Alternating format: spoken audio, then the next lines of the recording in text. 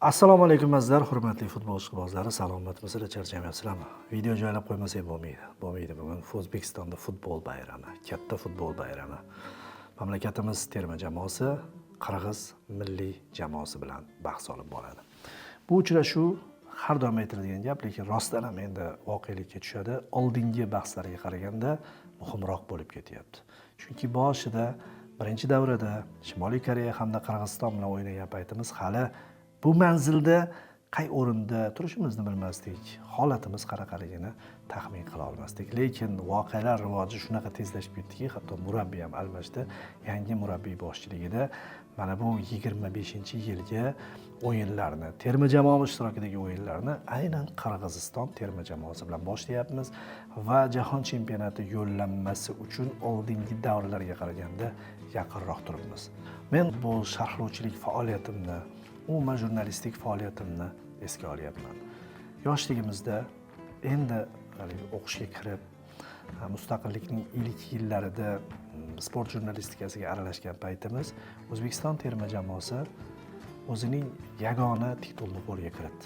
Osiyo o'yinlari 1994-yilgi bahslar, buni yaxshi bilasiz va bu yog'iga biz zo'r bo'lib ketadi hammasi. Bizning terma jamoamiz Osiyoda umuman держава bo'lib oladi deb o'ylagandik. Yo'q, unday bo'lmadi. 96-yilgi Osiyo chempionatida biz guruhdan ham chiqa olmadik. 98-yilgi saralash bahslarida muvaffaqiyatsizlikka uchradik. 2002 bu yog'i ketdi, bu yog'ini yaxshi bilasiz. Osiyo chempionati bahslari eng katta natijamiz milliy terma jamoamiz ishtirokida bu 4-o'rin bo'lib qoldi va hozirgacha ana shu yagona natija bo'lib turibdi. 11-yilgi Qatar maydonlarida o'tkazilgan Osiyo chempionati. Va men terma jamoamiz bilan parallel o'zimni sport jurnalistikadagi faoliyatimni eslayapman. O'sha paytlari xuddi terma jamoamiz singari g'o'r edik. Xuddi terma jamoamiz singari juda yuqorilarni ko'zlardik. Lekin voqealar rivoji bizni o'zini izmiga bo'ysundirdi. O'zining yo'liga tushirib oldi. Bora shu qadar ko'nikdikki, misol uchun 2000-yil sharhlashni boshlagan bo'lsam, 2002-yilgi jahon chempionati saralash bahslarida ham shunga o'xshash gaplarni gapirardik, bunday o'ylab qaraganimizda. Chunki Osiyoda o'tayotgan mundial, ikkita asosiy da'vogar yo'q, bemalol yo'llanmani qo'lga kiritishimiz mumkin edi. O'shanda Xitoy terma jamoasi, yagona Xitoy terma jamoasi asosiy raqibimiz. Shunda ham o'ta olmaganmiz. Keyin 2004-yilgi Osiyo chempionati, 2006-yilgi jahon chempionati, unda umuman zo'r play-offga yo'llanma olganimiz. Endi Kuvayt bilan kechgan uchrashuv-ku dramatik nuqtai nazardan zo'r, ammo u hech narsa bermagan. Keyin Bahrayn, bilasiz, hakamlar, g'alati qaror, ariza. 2010-yilgi mundial umuman so'nggi o'rinlardan birini olganmiz. 2014-yilgi bahslarda ozgina qolgan, yana bir tirilayotgandek tuyulyapti. 18-yili ham oxirgi uchrashuvda yutsak chiqardik. Qatarni 7-1 hisobida yutsak chiqardik. Bunda esa 1-0 hisobida Janubiy Koreyani yengsak Babayan davrida chiqardik. 22-yilgi mundialni eslashga odam hijolat tortadi, chunki biz umuman 3-bosqichga chiqmadik. Xullas, yillar davomida, yana hozir 50 ga kirayotgan bo'lsak, sharhlovchilik bizning oddiy kasbimizga aylandi. Qaysiki, har doim kiramiz, ishimizni qilamiz va ichimizdan mundialga, jahon chempionatiga agarda terma jamoamiz chiqadigan bo'lsa, boshida o'ylardik-da, boshqacharoq bo'lib ketadi, boshqa bo'ladi. Keyin yillar o'tdi, hammasiga ko'nikdik va bu narsa amalga oshishi qiyin ishdek tuyula boshladi. Yo'q, mana bu jahon chempionatiga kvota ochilgach, bizdan 8,5 ta Osiyodan ishtirokchi qatnashadigan bo'lgandan so'ng yana mujdalar uyg'onishni boshladi. Yana umidlar uyg'ondi. Va bilasizmi, inson yetilgandan keyin o'zi bir manzilga aniq kelib qolganini his qiladi. Keldim va buni tabiiy qabul qiladi. Men o'ylaymanki, hozir bilmadim kimning chekiga tushadi. O'zbekiston milliy jamoasining jahon chempionati yo'llanmasini qo'lga kiritadigan o'yini kimning chekiga tushishini bilmayman.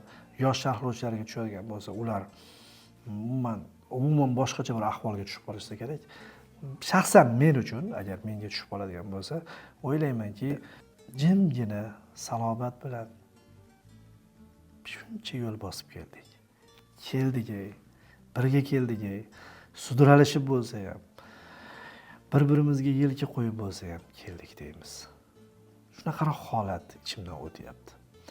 Ya'ni inson o'zi yillar o'tgani sayin bir narsaga ko'nikish hosil qiladi va keyin nafaqat ko'nikadi, balki baribir shu narsa sodir bo'ladi, shu narsa keladi.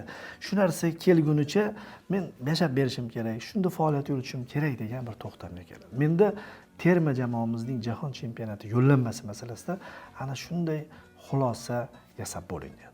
Ichimda shunaqa xulosa bor. Misol uchun yoshligimdagidek bunaqa to'g'ri baqirishim mumkin, bir chiroyli so'zlarni ishlatishim mumkin, o'zimni yig'lagandek tutishim mumkin.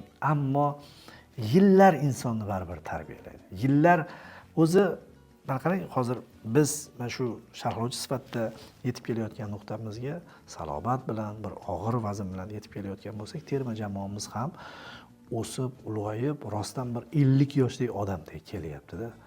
Tarkibida Manchester City futbolchisi bor, Romaning hujumchisi bor, juda ko'p legionerlar bor. Oldin tasavvur qilib bo'lmaydigan darajadagi nomlar bor. Qovusda klublar yoziladigan joyda qo'rqinchli darajadagi nomlar bor. Lekin bu biz uchun odatiy bo'lyapti. Sababi bu agar asr avvalda bo'lganda, o'tgan asrning oxirlarida bo'lganda hazm qila olmasdik. Tushmasdi. Lekin yillar davomida futbolimiz shunga keldi, o'z-o'zidan tabiiy ravishda keldi.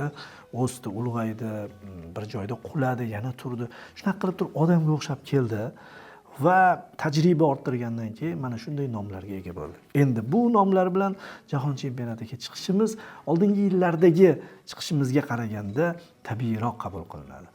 Juda ko'p muxlislar ham deylik 2006-yili terma jamoa jahon chempionatiga chiqqanda butunlay boshqacha kayfiyatda bo'lardi. Hozir esa endi bu terma jamoa chiqishi kerak degan xotirjamlik bilan, qabuliyat bilan chiqadi terma jamoamizning o'yinlariga. Shu boisdan ham bugungi uchrashuvni tomosha qilish zavqli, bugungi uchrashuvni kuzatish juda ham qiziq.